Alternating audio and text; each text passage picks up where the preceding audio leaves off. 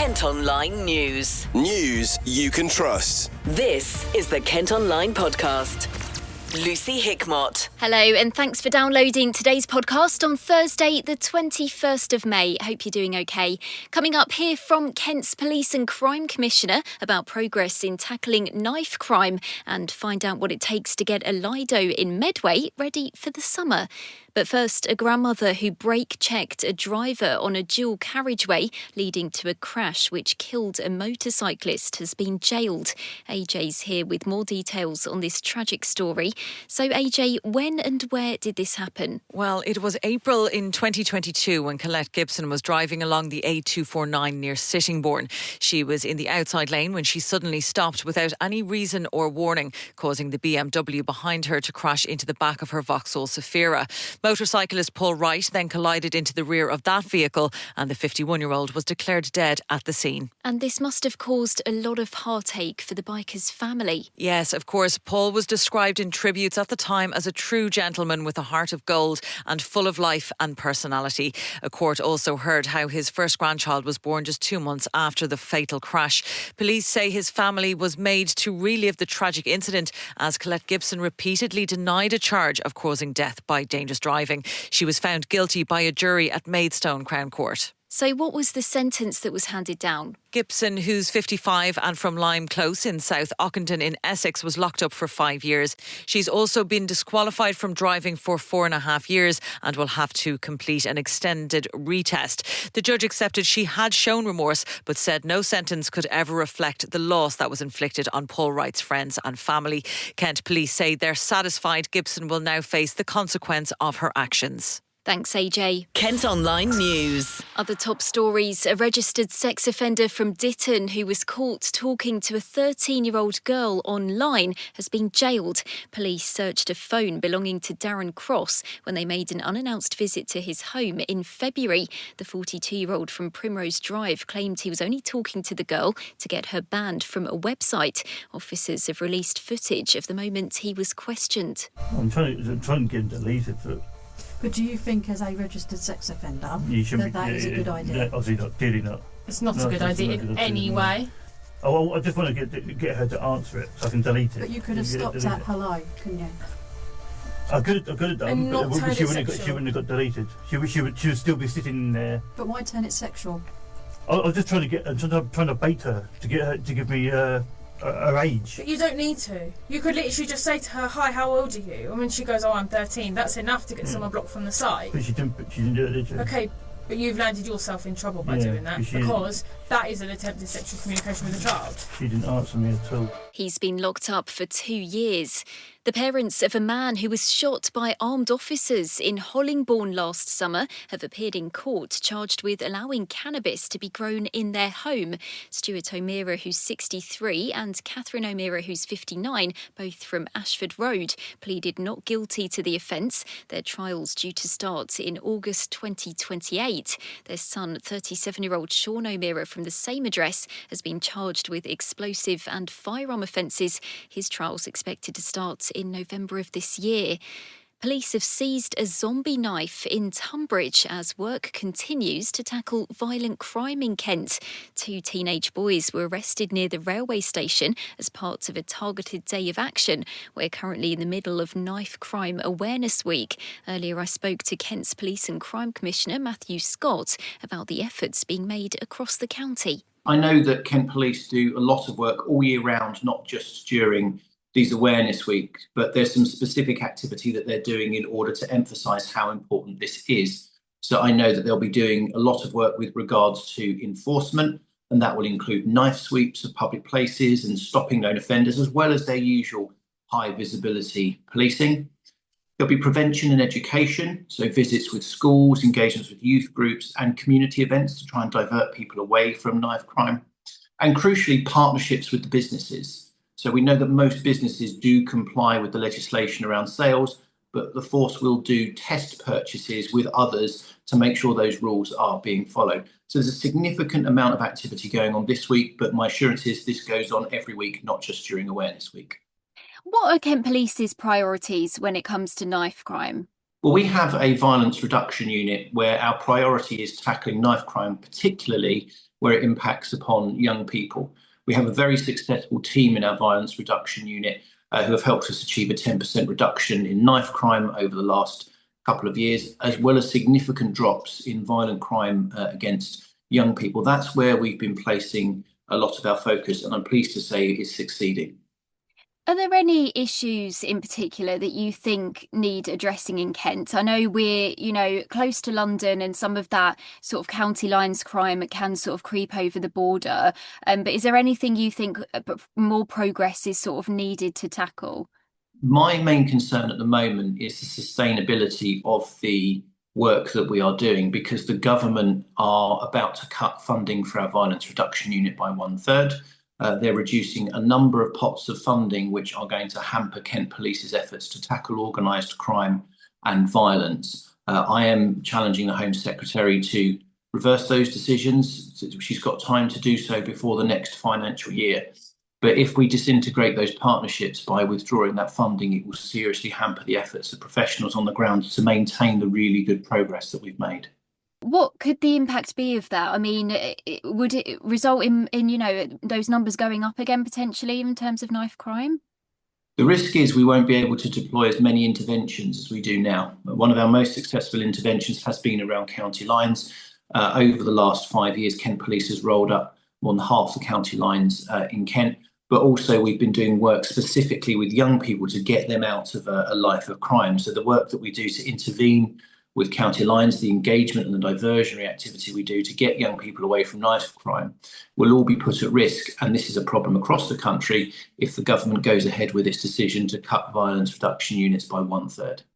And just finally, Matthew, I wanted to get a bit of advice for our listeners, if any kind of young people or parents are watching, just about the dangers of carrying a knife and what it can lead to. The one thing I would ask is, I know many people will be concerned about this, the impact upon their loved ones and also their friends, but they don't know where to turn to. One thing I would always say to young people is there's an organisation called Fearless, which is an offshoot of Crime Stoppers, which will take information 100% anonymously from you, which means the police will never know who reported the concern. But crucially, Kent Police are really good at acting on the information that they're given. So I would encourage people, make sure that you are sharing any information or any concerns with Fearless so that we can act upon it. We're fortunate that knife crime is low, but one incident is too many. So please be vigilant. Please share with us any information about concerns. And just remember that people who carry knives are more likely to have it used on them. Kent Online reports. A barman at a pub in Tonbridge has been described as kind and thoughtful following his death at the age of 57. Nick Dodman worked at the Swan Inn and passed away in hospital a week ago. He was also part of the local Royal British Legion, who've paid tribute to a cherished member and friend. Colleagues of a Faversham teenager who died of meningitis in March are going to take part in a cycling fundraiser. Staff at McNaid Food Hall will collectively cycle 900 miles in Juliet Kenny's memory in aid of the Meningitis Research Foundation. She was one of 2 people who died during the outbreak, which reached 21 cases at its peak in the Canterbury area. A care provider in Kent has been placed in special measures after inspectors found standards had deteriorated. 18 people were being supported in their own homes by Current Care Maidstone at the time an investigation was carried out in March. The CQC found staff arriving very early or very late, poor record keeping, and people at risk of being given medicines unsafely. Now, a Kent MP says it's absolutely possible to turn things around at South East Water as the search continues for a new boss. The company's chief exec, David Hinton, is going to be replaced after major criticism following a series of outages. Chairman Chris Train has also recently resigned. Thousands of customers in Tunbridge Wells were left without water for several days in December and January. Mike Martin is MP for the area and told me earlier about the changes needed at the company. I think the most important thing for South East Water when they're looking for both a new chair and a new chief executive, because both have resigned recently, the most important thing is that they are external hires. The big problem in South East Water is a culture of low standards and of groupthink. And we need a fresh pair of eyes to come into the leadership team and really drive a transformation of the culture in South East Water. And that can only come from people being hired externally. And are you confident that these 2 resignations at the top are enough to trigger that change? Well, I think they're necessary but not sufficient, right? We're at the end of the beginning, really. Nothing was going to change in South East Water whilst Dave Hinton was in place. Now he's gone. That opens up the possibility for that transformation. Then we can start to look at those things like low standards, making sure that they do the appropriate testing, for instance, at Pembury Treatment Works, which we found out that they weren't doing. And then we can start to look at where risk lies and where they need to put investment into the water network. How would a new person coming in kind of approach this? It's such a huge job, and not only the stuff that needs doing, infrastructure wise, but also turning around their reputation. Well, I think it's actually a great job for someone who likes transforming organizations. There's a category of people called transformation, turnaround CEOs. It's a big job. It's a difficult job.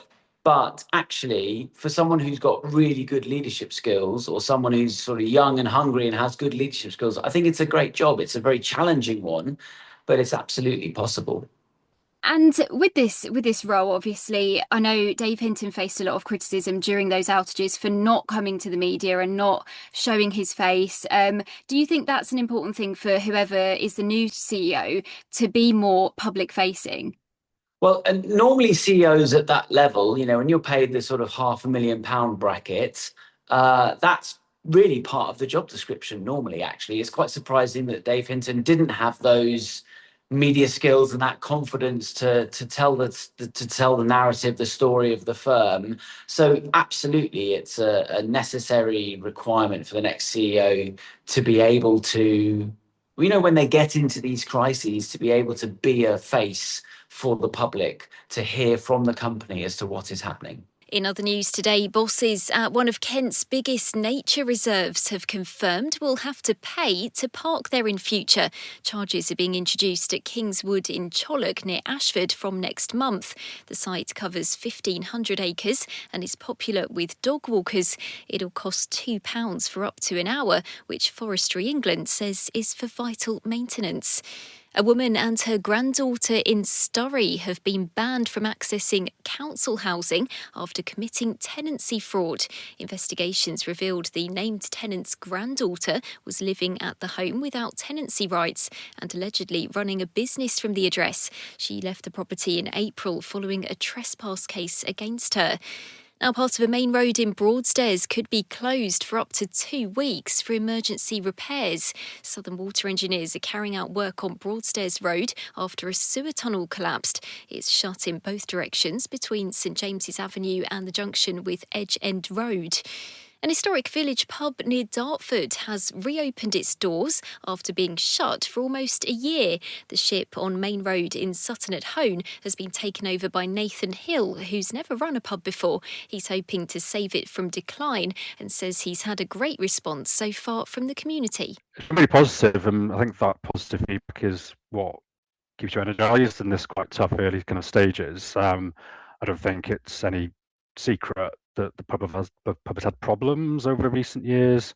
That's feedback we've got from locals. So it was quite, again, energising and a relief actually that those first few days, the locals that perhaps did kind of drink there kind of many years ago have kind of given us feedback that they're really kind of happy with it and certainly will be coming again. And we've seen them come in again and again and again. So I think that feedback early doors has been really helpful. I think now it's about getting the message out to kind of the wider audience and starting to go through the process of really building trust with the community again after a few years of the pub being less than desirable, I think, in the local community. That'll be a process. That'll take time. Elsewhere, the owners of a pub in Faversham has threatened to ban younger children after reports of some pulling up pot plants, throwing stones and climbing over furniture.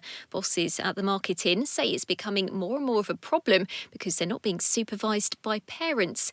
Most people responding to a post on socials have supported the idea of a ban. You can let us know what you think by commenting at Kent Online. Kent Online News. A busy play area near Dover is going to be closed during half term for a £150,000 revamp. Kersney Abbey is getting a new forest hideaway area, along with a wheelchair accessible roundabout and trampoline. Council bosses say they've made the difficult decision to close the park from next week, so work can finish in time for the summer holidays. Better news elsewhere, though, as bosses at an outdoor pool in Medway have told us they're expecting bumper crowds this weekend as they kick off the warm weather season. The Lido at the Strand in Gillingham will welcome visitors for the first time this year on Saturday. Forecasters reckon it could reach 27 degrees that day and stay sunny for the whole of half term. Local Democracy reporter Ollie Leader's been speaking to Sports Development Officer Harriet Smith, who's revealed what it takes to get the facility ready. So it's a huge amount of work, really, that starts towards the end of March, beginning of April, when the water that is still left in the Lido, so rainwater that's collected over the autumn and winter, that's drained out. It's then jet washed, cleaned. It's then painted. Every single surface is painted, and we use special non-slip paint. We then bring the water in from River Medway for a pump that is hired in. We rely very heavily on high spring tides for that. We're lucky we get those. And once the water is in, it's then a massive task of sweeping, vacuuming, chlorinating, and then that process is repeated over and over again. So each day the sand and silt falls from the bottom of the pool, our staff come in and vacuum again, so to get it like this clear water that you see now. A lot of work, because obviously this is a unique pool. It's not like a normal swimming pool. It's pumped in from the River Medway. Obviously, we're talking worries about water from rivers at the moment. What reassurance can you say that this water is going to be clean and ready for people this weekend? Okay, so when the water comes in, as I've said, it's chlorinated and it's vacuumed and swept.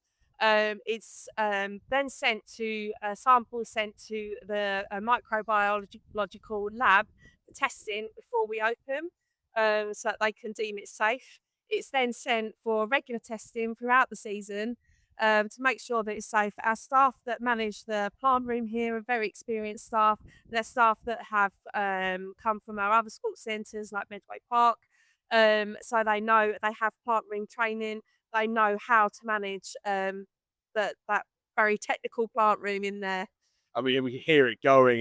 There's so much work goes into this. What do you think is so important to get the Lido open every year? Because obviously Medway has so many sports facilities. What makes the Lido stand out in your view? This is a really special place for a lot of people. As soon as we mention online on our social media that the Lido is due to open, people feel so passionately about it. We've had so many stories come in from members of the public of memories over the years of, I learnt to swim here, my nan used to bring me here, I remember coming here when I was little.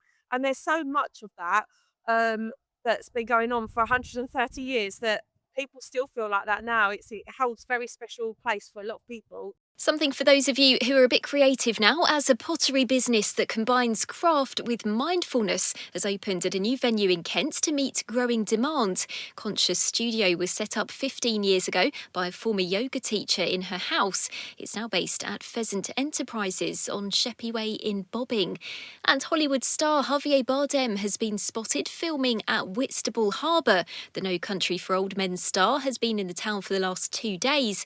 Production crews have transformed renamed the harbour to look like New York for the movie Hello in Paris. And that's all from us today. Thanks ever so much for listening. Don't forget you can follow us on our socials. You can also get details on the top stories direct to your email each morning via the briefing. To sign up, just head to kentonline.co.uk. While you're on the website, you can sign up to Kent Online Premium. It gives you access to content with fewer ads and exclusive stories. News you can trust. This is the Kent Online Podcast.